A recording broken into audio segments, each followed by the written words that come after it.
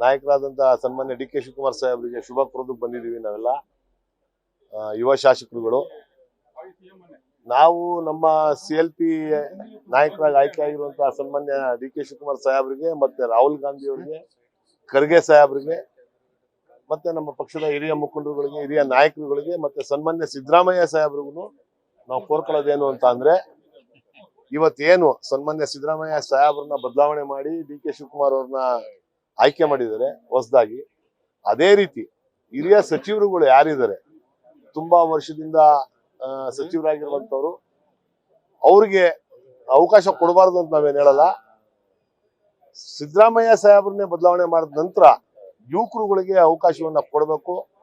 ಮೊದಲನೇ ಬಾರಿ ಗೆದ್ದಿರುವಂತವ್ರು, ಎರಡನೇ ಬಾರಿ ಗೆದ್ದಿರುವಂತವ್ರು, ಮೂರನೇ ಬಾರಿ ಗೆದ್ದಿರುವಂತವ್ರು ಶಾಸಕರುಗಳು, ಮಂತ್ರಿಗಳಾಗದೆ ಸುಮಾರು ಜನ ಯುವಕರುಗಳು ಇದ್ದಾರೆ. ಈ ಪಕ್ಷ ಸಂಘಟನೆ ಆಗ್ಬೇಕು ಮತ್ತೆ ಬಲಗೊಳ್ಬೇಕು ಅಂತ ಅಂದ್ರೆ ಯುವಕರಿಗೆ ಆದ್ಯತೆಯನ್ನ ಕೊಡಬೇಕು, ಹೊಸಬರಿಗೆ ಆದ್ಯತೆಯನ್ನ ಕೊಡಬೇಕು ಅಂತ ಅಂದ್ಬಿಟ್ಟು ನಾವು ಕೋರ್ಕೊಳ್ತಾ ಇದೀವಿ.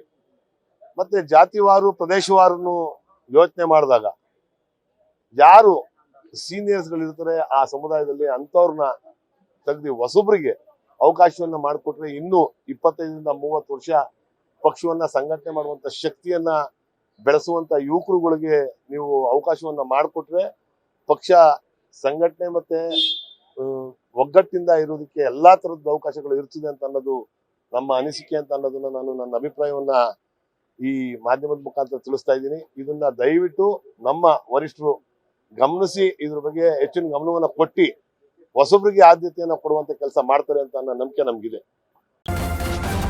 ನ್ಯೂಸ್ ಫಸ್ಟ್ ನಿರ್ಭೀತಿಯಿಂದ ನಿಮ್ಮ ಪರವಾಗಿ.